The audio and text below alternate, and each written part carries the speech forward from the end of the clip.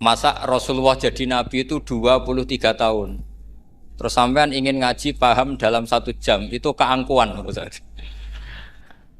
Jadi Rasulullah itu jadi nabi itu 23 tahun. Tapi orang ingin memahami Islam, nyewa kiai, diatur lagi itu kalau nggak pernah sepuh itu dosa, itu jelas itu.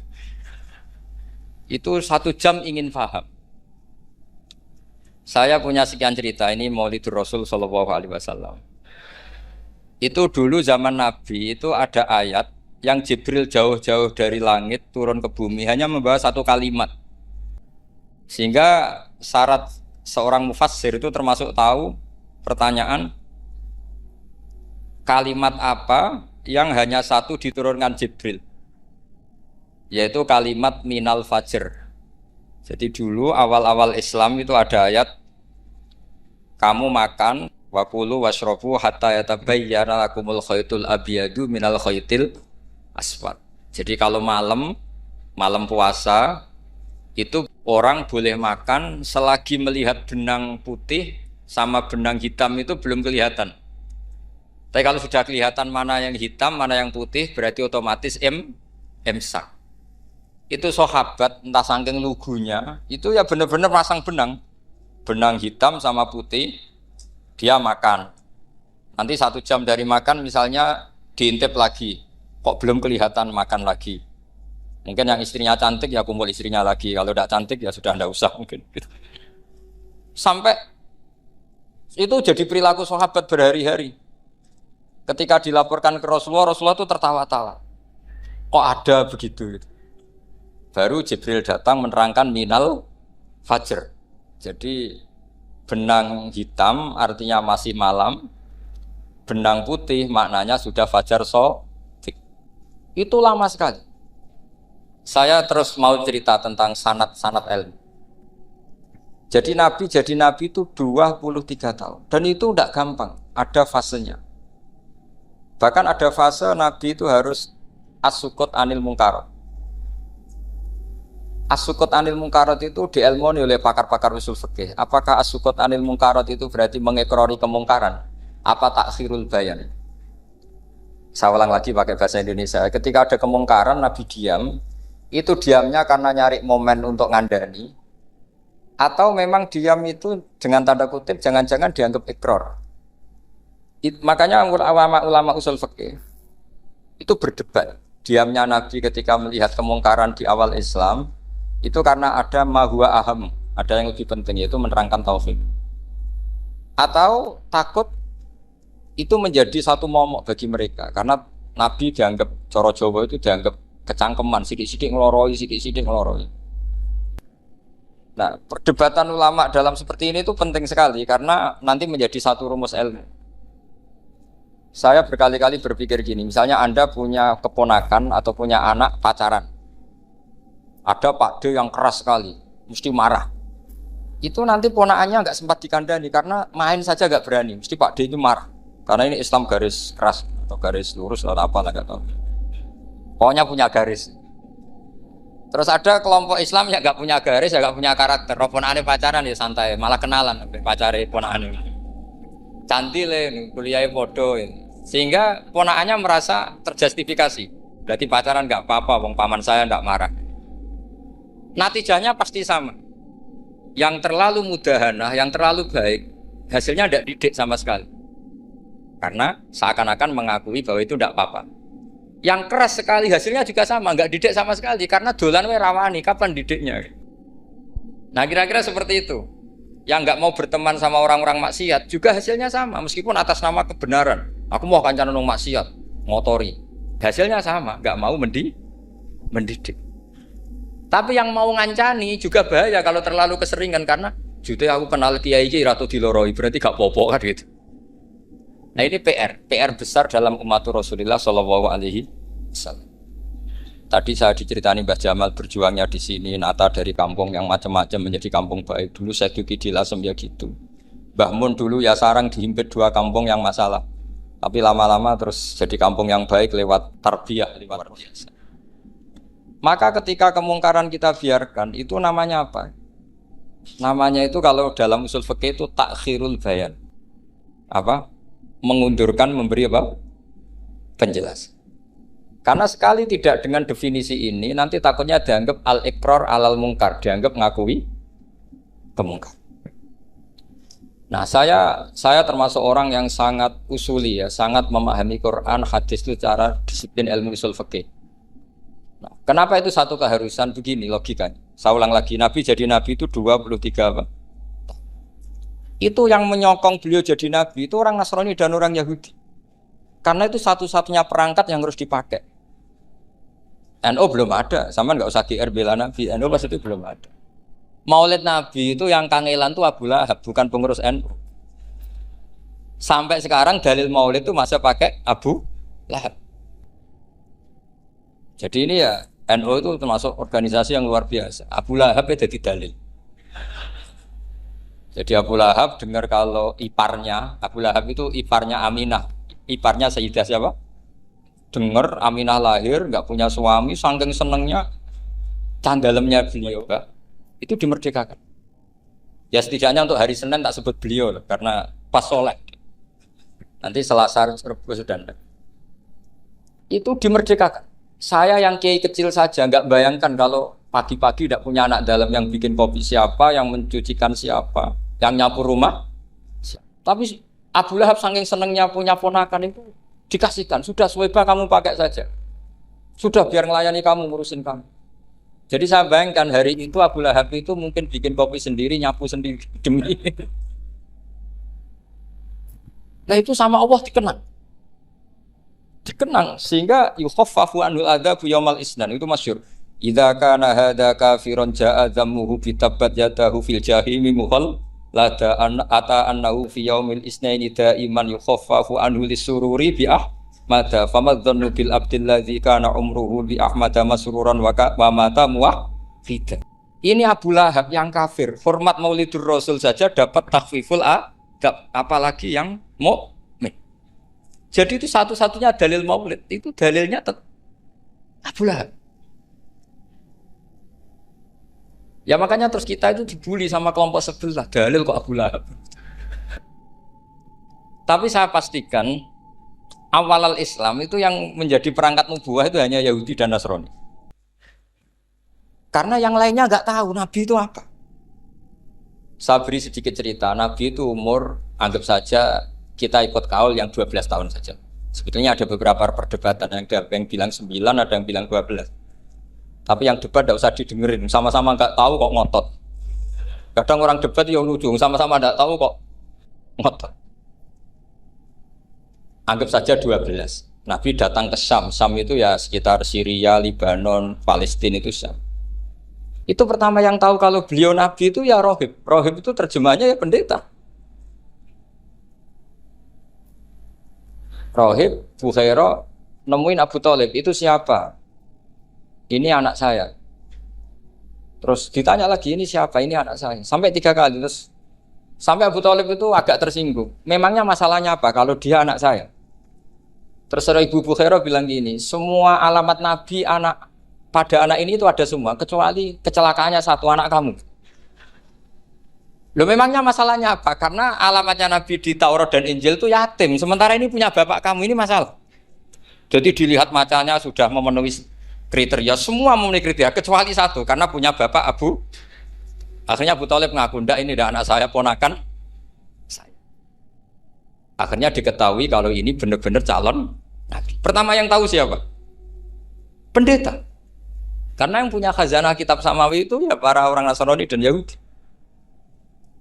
Sehingga Al-Quran meskipun pada akhirnya ngeritik Yahudi Nasrani, diarahkan Yahudi dan Nasrani.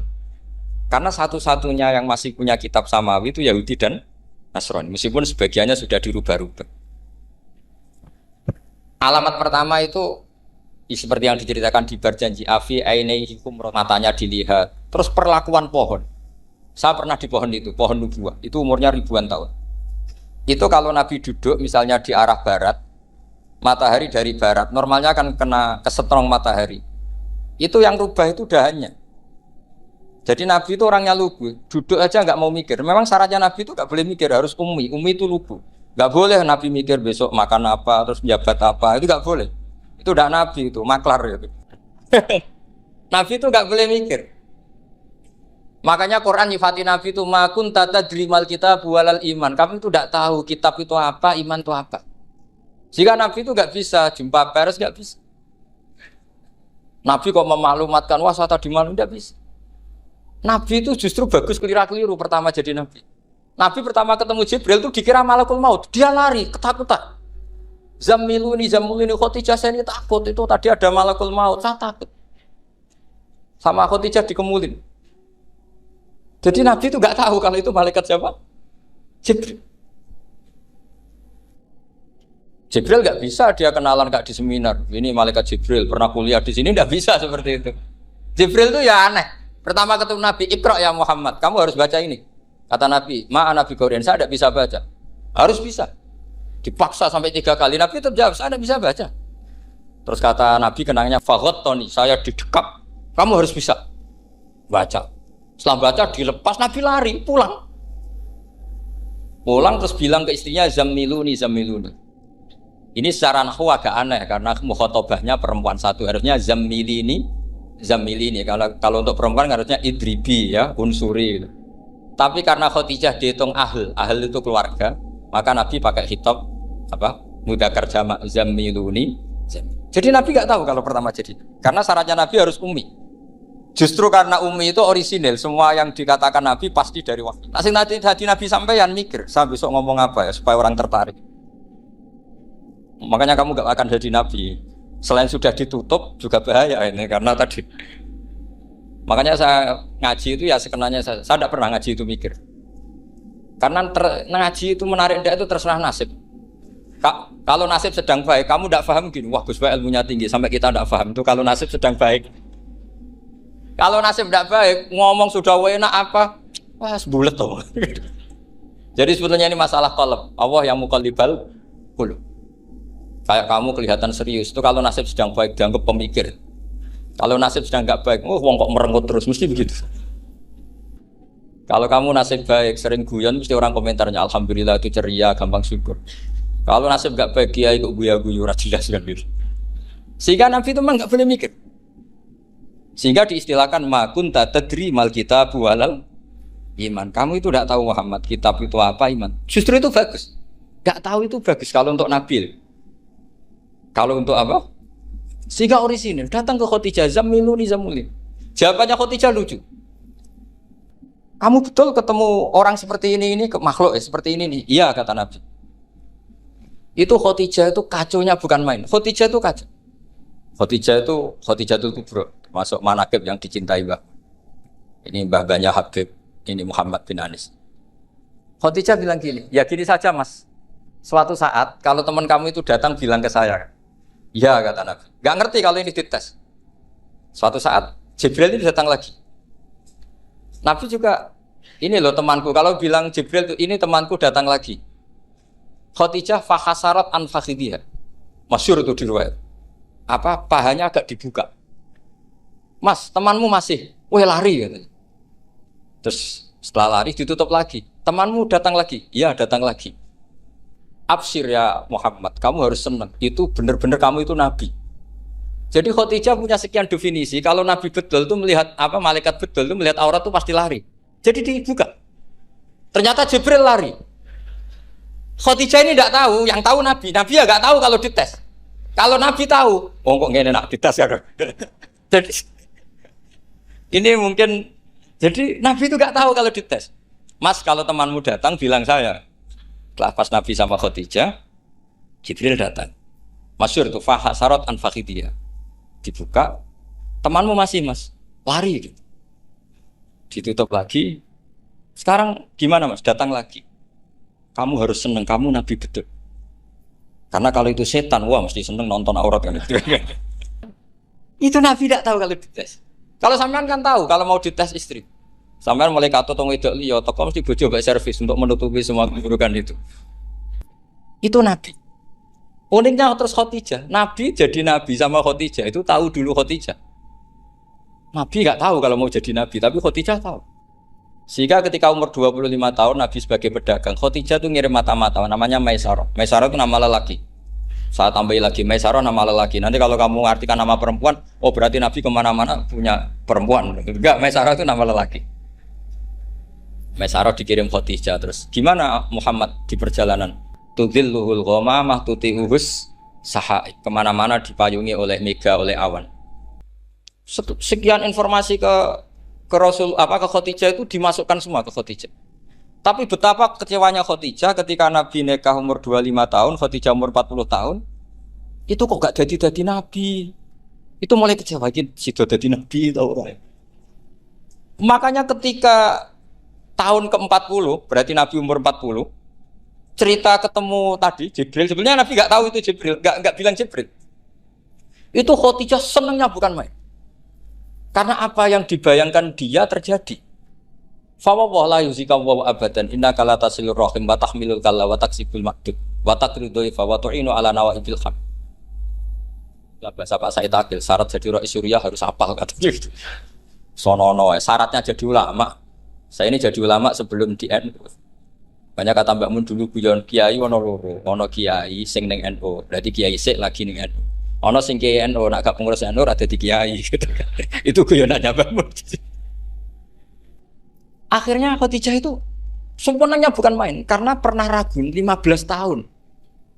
Kan dari umur 25 Nabi, kemudian nggak tahu bukti berikutnya, makanya terus ini jadi Nabi enggak. Setelah umur 40 benar-benar Nabi, paginya diajak ke Waraqah bin Naufal, masih pernah paman sama Khadijah. Ya Ami, ini ibnu Akhika mau cerita. Terus Waraqah ini Nasrani. Di kitab Bukhari Ro'an tanah sorofil jahiliyah wa yaktubu Injil bil Ibraniyah masya Allah ayaktub. Jadi Waraqah itu penginjil, pendeta. Tapi nanti loh kamu jangan salah paham. Terus kayak pendeta sekarang ada periode di mana Injil masih asli dan ada periode ini yang sudah muharraf. Itu kan dia itu lafaznya ulama sudah. Akhirnya Waraqah tanya, kamu ngomong saja ya Ibnu Akhi, manggilnya seperti itu. Akhirnya Nabi cerita ketemu Jibril, enggak sebenarnya beliau enggak tahu itu Jibril cerita. Terus kata Waraqah, hadan namus alladzi ja'a bi Musa. Masih pakai bahasa namus, hadan namus alladzi ja'a bi Musa. Itu namus semacam malaikat yang mendatangi Musa. Terus uniknya Waraqah bilang gini, wa iyudrikni yaumuka ansuruka nasron mu'azzar. Andaikan saya menemukan hari ketika kamu jadi nabi, akan saya bela mati-matian. Kapan itu paman? Khina yukhrijuka kaumu, ketika kamu diusir oleh kaum kamu. Nabi sebagai orang baik, makanya GR jadi orang baik itu ya boleh. Nabi sebagai orang baik itu tanya, awamu khrijiyahum. Kalau kiai mana nih awamu khrijiyah ono to iku wong sing ngetokno ingsun hum te kaumi. Masa saya nanti diusir kaum saya? Saya ini termasuk keluarga terhormat. Perilaku saya baik. Masa saya nanti diusir? Terus kata Waraqah, tidak ada seorang pun yang jadi nabi kecuali nanti ngalami diusir. Jadi yang tahu mau diusir itu ya Waraqah. Nabi malah tanya, masa saya nanti diusir? Karena tadi syaratnya nabi harus ummi. Ummi itu keibu-ibuan. Jadi nggak tahu.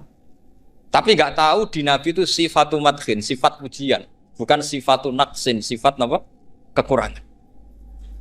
Akhirnya Nabi mulai sadar, wah jadi Nabi tenan kan gitu.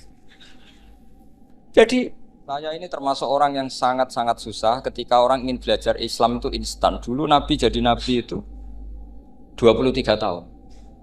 Itu untuk menemukan teori masbuk, tidak nyalip imam, itu Nabi juga lama. Jadi dulu sahabat itu kayak anak-anak kecil zaman saya kecil itu kalau imam sudah rakaat ketiga atau rakaat keempat itu kalau orang-orang desa kan langsung takbir terus dia sholat sampai 3 rakaat nyalip siapa? Imam. Nanti di rakaat keempat baru sama imam salam dia ikut salam. Itu hebat betul. Itu sama sekali nggak salah. Kalau ditanya, lo kok ikut salam? Kan sudah sama-sama 4 rakaat karena imamnya dia apa? Disalib, jadi dia takbir terus tahu imamnya rakaat ketiga atau keempat terus nyalip sampai ke rakaat yang sama, nanti salamnya bareng-bareng imam. Itu dulu sahabat ya gitu, kalau Rasulullah sudah di rakaat keempat atau ketiga langsung mereka takbir Allahu Akbar nyalip, setelah nyalip menyamakan dengan Rasulullah salam juga ikut salam. Jadi itu dulu lama sekali prosesnya. Sampai ada satu peristiwa Mu'ad bin Jabal datang.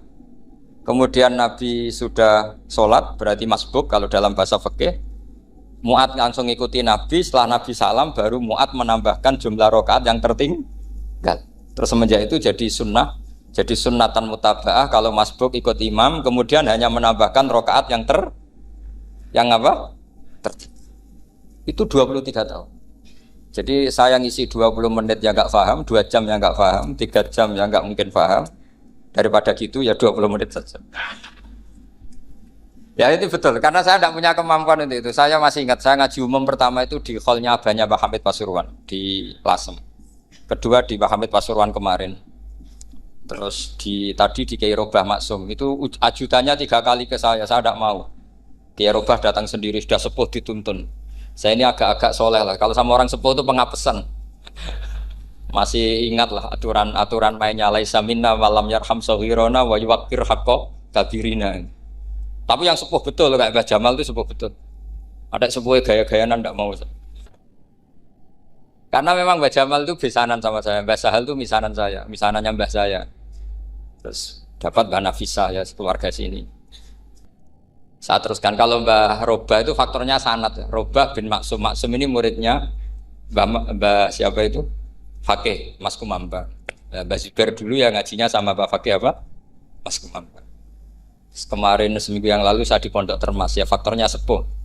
Karena sanad saya Mbah Mun, Mbah Zubair, Kiai Fakih Mas Kumambang, kemudian Mbah Mahfud apa Termas. Maka berjanji itu kitab yang masalah madaih itu bagus secara tarik. Jadi kita madaih itu beda-beda. Ada yang kayak Habib Ali. Habib Ali itu lebih ke isek itu berontok. Jika saya suka baca Simtud Duror itu kalau pas isek, pas berontok. Berontok itu ya pas kangen Nabi, biasanya saya wudhu terus baca Simtud Duror itu pas isek. Tapi kalau saya ingin baca sejarah suka berjanji. Kalau Habib Ali jelas isek. Yang duriannya sekarang di Solo termasuk Habib Muhammad bin Husain bin Anis bin Alwi bin Ali yang punya Simtud Duror. Jika kalau beliau baca sholawat ya sholatan yattasulu biha ruhul musalli alaihi. Fayam basitu fi qalbi siru nuri ta'aluki bi wa hubbi. Fayuktabu biha bi inayatillahi nabu fi hisbi. Kalau berjanji enggak, dia tahu problem utama Nabi itu nasabnya karena beliau orang Quraisy, orang jahiliyah yang dikira enggak punya darahnya Nabi Ibrahim. Maka beliau pertama ngarang diantaranya wabatu fa'akul huwa Muhammad bin Abdullah bin Abdul Muttalib wasmuhu Syaibatul Hamdi Khumitat Khisalusaniyah. Saya pastikan Muhammad cucunya Abdul Muttalib.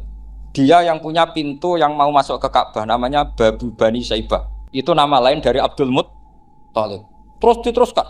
Abdul Muttalib bin Hasyim terus sampai wa'adna nubila roibin idza dawil ulumin nasabiyah ila dabihi Ismail nisbatuhu wa muntah. Karena berjanji ingin ngomong, ingin memaklumatkan ini Muhammad. Kamu kira orang mana? Beliau adalah turunan Ibrahim. Kayak apa alimnya yang ngarang berjanji? Ya, saya berkali-kali ngomong di mana-mana. Lah berjanji itu nasibnya kurang baik. Dibaca bahasa Arab, yang baca nggak paham, yang dengar nggak paham. Akhirnya kubu sebelah dianggap baca mantra. Nah, terus dihukumi bid'ah kan? Coba kalau itu ditulis bahasa Indonesia. Nasab Muhammad. Dia punya bapak Abdullah, punya mbah Abdul Muttalib gini-gini. Paling kubu sebelah tidak akan bilang bid'ah. Mesti ngomong ini buku sejarah. Jadi gara-gara bawa bahasa Arab, sing maca ora paham, sing nyenggaki ora paham, terus koyo mantra. Sing kritik yo luwih ora paham. Sudah akhirnya. Jadi berjanji itu bela-belain Nabi itu yang dilihat sisi nasab. Makanya beliau ngendikan wa'adna bila roibin inda dawil ulumin nasabiyah ila dhabihi Ismaila nisbatuhu wa muntah. Itu juga orang Yahudi. Akhirnya orang Yahudi banyak yang iman. Ternyata Muhammad itu tidak orang lain. Sampai mereka bilang Muhammad minal asbab. Muhammad itu enggak lain saudara kita. Akhirnya orang Yahudi banyak yang iman. Jadi pertama Nabi jadi Nabi itu yang tahu ya orang Yahudi dan orang Nasrani karena mereka masih punya sisa-sisa kitab Samawi. Itu yang diceritakan Ka'bil Ahbar. Ya al-haditsus tsani an Yasar bin Atha an Ka'bil Ahbar. Qala 'allamani Abi Tawrata ila sifran wahidan kana yaqtimuhu wa yudkhiluhus sunduk falamma mata abi fatahtuhu fa idzan fi nabiyyun yakhruju akhiras zaman maulidu bi Makkah wa hijratu bil Madinah wa sultanuhu bisyam. Ya, jadi ini saya urun nerangkan maulid. Tapi jangan diundang lagi. Ya, pokoknya saya ini kaidahnya jelas. Kalau tidak pernah sepuh ngundang saya haram. Aturan fikihnya kan gitu. Kalah alim ngatur yang alim haram. Kalah tua ngatur sing tua haram. Tapi nak wong tua ngatur sing nom ana kemungkinan halal. Mergo ana kemungkinan sing nom ra nurut wong tua iku dosa. Makanya kalau saya dipanggil yang pernah sepuh, waduh cocok ra cocok ya samina wa atona. Karena Mbah Jamal ini abahnya Gus Rozin, biasanya basal. Terus saya pokoknya tak ingat saya pengajian umum itu baru ke-7 ke 8. Semoga ya nanti sampai mati ya jumlahnya masih bisa terhitung. Tapi kalau ngaji rutin saya terus ngaji rutin. Saya pernah baca hikam di Jogja khatam. Kalau di pondok saya sudah nggak terhitung saya khatam berapa kitab nggak terhitung karena saya sering ngaji rutin. Sehingga tiba itu kitab kesayangan Habib Ali. Habib Ali sebelum ngarang Simtud Duror itu beliau nginduk kitab apa? Tiba masyhur. Jadi saya ulang lagi ya, kalau Tiba sama Berjanji lebih ke Tareh, kalau Habib Ali ke Ishaq, semuanya baik. Saya baca Habib Ahmad Al-Habsyi Pasuruan pernah tak tanya, kenapa kalau Maulid baca 3-3-nya? Ben gak asobiah Gus, ben keduman kabeh. Saya itu setengah hafal semua, 3-3-nya setengah hafal. Berjanji cerita Al-Haditsus Tiba yang ini Tiba Al-Haditsus Tsani an Yasar bin Atha an Kabil Akhbar. Kata Kabil Akhbar, saya ngaji sama bapak itu Taurat itu khatam. Tapi saya itu iskal itu janggal. Kenapa ada satu lempiran yang enggak diajarkan? Disimpan fisunduk. Jadi orang Yahudi itu ada baiknya. Mestinya kalau mangkal kan dibakar supaya hilang jejak. Enggak. Karena Yahudi itu ada unsur nubuah. Karena babanya Yahuda bin Yakub bin Ishak bin Ibrahim. Tapi Yahudi yang orisinal ya. Saya berkali-kali ngaji bilang Israel itu kalimatu madhin, pujian. Sehingga Israel disebut wa ani faddaltukum alal alam, itu Israel yang bani karena ada gennya Nabi. Kalau Israel yang sekarang itu nation, sebuah negara. Mereka ada yang Zionis, ada yang turunan Eropa, Amerika, terus Islamfobia. Itu beda Israel yang negara dengan Israel yang bani. Kalau yang bani itu ada unsur gen para apa? Nabi, sehingga ya bani Israel. Tapi kalau Israel sekarang nama sebuah negara. Sehingga ketika Allah bilang ya bani Israel itu khitabnya pada penduduk Medina. Kenapa? Karena penduduk Medina zaman itu banyak yang keturunan Nabi Ibrahim alaihis salam. Jadi Israel di Quran itu bukan nama sebuah negara, nama sebuah turunan. Sehingga disebut ya bani Israel, he anak turune Israel. Kita tahu Israel nama lain daripada Nabi Yakub bin Ishak bin Ibrahim. Ya karena memang saya nekuni ilmu. Kalau tadi yang Banjari kan nekuni suara. Jadi suaranya bagus. Itu kalau nggak ditopang al-jamalul akli, logikanya juga bagus. Itu bahaya, nanti orang mau nyanyi tok. Nah ini tak bantu. Tadi ada al-jamalul sauti, kebaikan secara suara. Ini tak bantu al-jamalul akli, kebaikan secara makna. Ya mestinya keren al-jamalul akli, karena al-jamalul sauti itu penyanyi dangdut bisa. Jadi semua penyanyi bisa kalau suara bagus ya. Tapi kalau maknani tiba itu kalau tidak orang alim tidak bisa. Wes tuku terjemahannya tetap ra paham, ra bakat itu. Saya teruskan. Falam mama tabi, orang Yahudi itu dia benci kok naskah itu tetap disimpan. Terus kata Kabil Akhbar, falam mama tabi fatahtuhu, ketika bapak saya meninggal, kotak ini tak buka. Faidan fihi nabiyyun yakhruju akhir zaman. Di situ ada keterangan bahkan akan ada nabi yang keluar akhirat, mauliduhu bi Makkah wa hijratuhu bil Madinah wa sultanuhu bis-Syam. Kerajaannya itu di Syam. Bareng Kabil Akhbar ini sebetulnya menangi Rasulullah SAW. Tapi dia nggak mau iman. Karena nabi itu nggak lengkap menurut dia. Ini Muhammad sudah benar lahirnya di Mekah, wafatnya di Madinah, tapi masih kurang satu, wa sultanuhu bis-Syam. Zaman itu Syria, Lebanon, Palestina masih di bawah pasukan salib, pasukan Nazaret. Sehingga dia mikir, katanya kerajaan Islam ada di Syam, ini kok Muhammad nggak jadi raja di Syam. Sehingga dia menunda imannya, yuakhiru Islam. Bareng era Sayyidina Umar, beliau bisa menaklukkan Baitul Maqdis. Terus dia iman. Makanya imannya Kabil Akhbar itu era Sayyidina Umar, karena sudah masuk definisi ketiga wasultanuhu bisyam, kerajaannya Nabi ada di iman. Sekali iman langsung pinter deh. Wong sedurunge baca kitab Samawi banyak. Sehingga Sayyidina Umar kalau mau tanya kitab Samawi ya tanya Kabil Akhbar. Karena beliau itu Nabi sudah benar maulidu bi Makkah wa hijratu bil Madinah wa sultanuhu Bisa. Rasulullah ketika wafat atau intaqala ila rafiqil a'la itu belum menangi Islam menaklukkan mana Palestina. Tapi Nabi itu kasef. Nabi itu nak kasef itu ya lucu. Makanya kalau ada kiai lucu itu ya anggapnya niru Nabi. Nabi itu lucu. Ada sahabat itu gak pati ganteng, pendek gak pati ganteng. Namanya Surakoh. Itu digojol sama Nabi. Surakoh. Bagaimana kalau kamu suatu saat itu pakai tas itu apa? Mahkotanya Raja Syam, Raja Kaisar. Ya Surakoh ya dianggap Nabi Gujan gitu aja. Nabi Gujan naik cerita. Singkat cerita, suatu saat Umar itu mengalahkan kerajaan itu. Kaisar itu dikalahkan Umar. Saking takutnya lari, mahkotanya itu jatuh. Jatuh disaksikan Surakoh. Terus ingat, dulu Nabi pernah ngendikan itu disuruh pakai saya. Akhirnya sama Surakoh dipakai.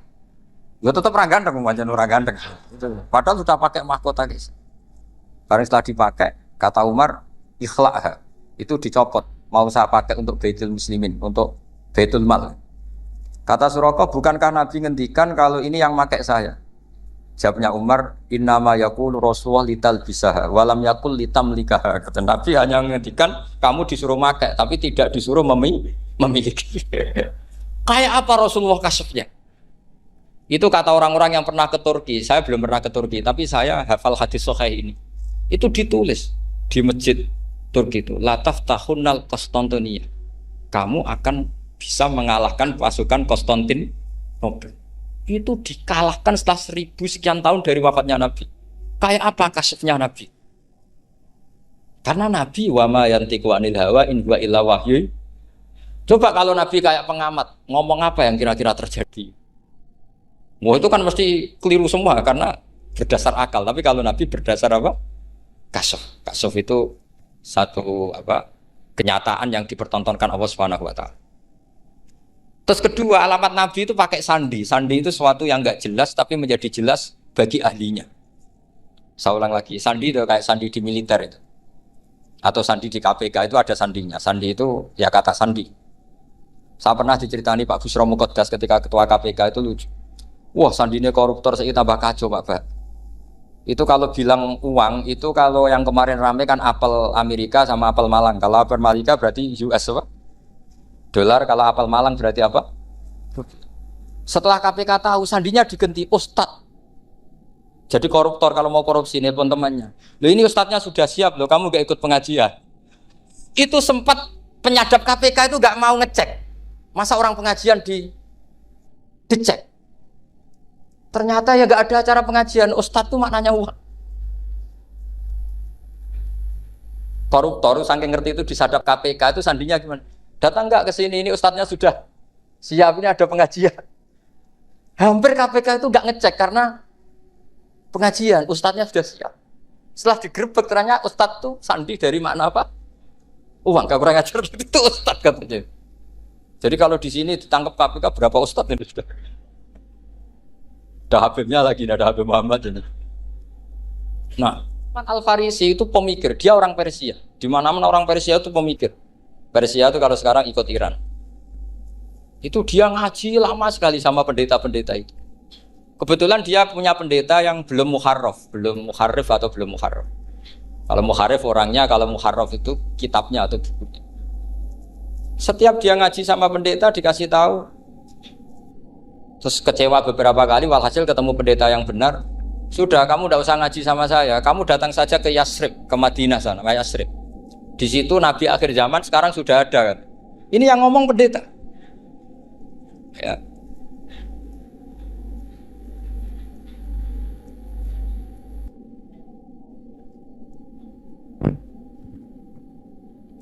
Ya terus sandinya itu 3. Itu aneh semua sandi. Sandinya pertama layak balus sodaqah. Lalu saya tahu kalau itu Nabi gimana? Pas itu posisi di Babylon. Babylon itu sekarang ikut Irak. Babylon itu ikut Irak. Dia orang Persia, kira-kira sekarang Iran. Terus dia kerja di Babylon, kalau sekarang ikut Irak. Makanya ada yang cerita Nabi Ibrahim itu orang Babylon, berarti orang mana? Irak. Kemudian pindah ke Syam, Kemudian sempat hidup di mana? Makkah. Akhirnya datang. Beliau di Babylon diceritani. Terus beliau miskin. Terus ada kafilah dari Yasrib, dia bilang, saya siap jadi budak Anda asal saya dibawa ke Yasrib. Akhirnya Salman jadi budak. Jadi budak, dia di Yasrib jadi budak. Demi penelitian tuh dia jadi budak. Padahal dia orang pinter sekali, namanya Salman Al-Farisi. Setelah jadi budak, dia di Yasrib. Suatu saat dia kerja dapat ujroh itu upah. Datang ke Rasulullah. Ya Muhammad, manggilnya masih jangkar. Ya Muhammad, saya punya banyak uang. Kamu kan punya sahabat banyak, punya santri banyak. Ini tak sedekahkan ke kamu. Apa kata Nabi? Sahabat dipanggil semua. Halumu ilayya, ayo kesini, ini makan, ini ada sedekah. Terus kata Salman kenangannya, walam ya'khud min hasya'an. Bahkan sebagian riwayat mengatakan falam ya Musa. Nabi nyentuh saja gak mau. Karena diistilahkan sedekah. Terus kata Salman, hadhihi waqidah, ini satu alamat. Itu sandi. Gak ada yang tahu kecuali ahli kitab. Setelah seminggu, 2 minggu dapat uang lagi. Ya Muhammad, hadhihi hadiyatun laka, ini hadiah untuk kamu. Nabi langsung ikut dahar. Hadhihi sintan, ini 2. Kalau logika kita pakai pengamat, bedanya apa? Sedekah ya dapat, hadiah ya dapat. Kan nggak ada bedanya sama sekali. Ternyata itu sandi. Sandi wayak balus hadiah tapi walayak balus sedekah. Nabi itu nerima hadiah tapi nggak nerima sedekah. Bagi orang kebanyakan kan bedanya apa? Sama-sama dapat. Kiai pakai duit 1 juta, mbok arani sedekah ya ditampa. Pakai 50.000 diarani hadiah ya ditampa. Sementing kan duit. Tapi kalau Nabi tidak bisa seperti itu. Kalau dikatakan sedekah nggak mau nerima, kalau hadiah akhirnya, wah ini sudah ada 2 alamat. Jadi alamat tuh ya kadang aneh, masa sedekah sama hadiah dibedakan. Terus ketiga, wa fi katifihil aisar khatamun nubuwah. Mislu baidatin nu'amah. Di katifil aisar, apa kalau orang sini bilang apa? Pundak yang kiri itu ada khatamun nubuwah, ada alamat bahwa beliau adalah nabi akhir zaman. Yaitu mislu baidatin nu'amah, kayak semacam telur manuk darah. Wah itu pusing. Waduh, caranya ngelihat gimana? Dia berkali-kali datang ke situ. Nabi itu orangnya priayi, jadi sering pakai baju. Kalau Nabi ini jenengan sering blodor gampang. Ini kan Nabi kan sering priayi. Tapi Nabi itu memang unik. Ketika Salman ke situ, pas beliau mau wudu, biasanya nggak pernah pakai buka baju. Nabi dibuka bajunya. Pokoknya Salman fa'aqab ba'alaihi, bersungkur di depan Nabi, kemudian mengatakan aman tu bika ya Rasulullah. 3 alam. Lagi-lagi 3 itu juga didapatkan dari ahli kitab. Makanya di awal-awal Islam itu ahli kitab itu luar biasa. Meskipun akhirnya di akhir-akhir masalah karena banyak oknum yang mentahrif itu. Jadi saya mohon ilmu-ilmu seperti nggak boleh hilang. Jangan mentang-mentang orang Yahudi Nasrani sekarang sudah muharraf, kamu terus anti sama sekali. Tetap ada sisa-sisa samawi. Karena mereka masih megang kitab apa? Samawi. Jadi kita fair saja. Yang salah ya salah, yang benar gini apa? Benar. Makanya saking fairnya Nabi, ini harus ditiru oleh semua orang NU, orang Muhammadiyah, orang apa saja. Nabi itu kalau menghormati satu ilmu itu luar biasa. Kata Sayyidina Umar, saya ini punya naskah banyak Taurat karena naskahnya menarik ya Rasulullah. Ada sahabat lagi cerita begini-begini. Jawabannya Nabi apa? La tusaddiquhum wa la tukadzibuhum. Kamu ya jangan bilang iya, ya jangan bilang tidak. Kalau kamu bilang iya, ternyata yang pas muharraf, yang pas sudah ada orisinil. Kamu bilang, wah itu bohong semua, ternyata ada yang masih orisinil. Kayak apa Rasulullah hati-hatinya? La tusaddiquhum wa la tukadzibuhum. Kalau sekarang enggak, orang ekstrim, pokoknya salah. Kalau enggak kita pokoknya salah. Iku ora ono hadise. Sing ono iku emosine, paham nggih? Jadi Nabi itu fair, kalau sesuatu enggak mesti ya la tusaddiquhum wa la tukadzibuhum.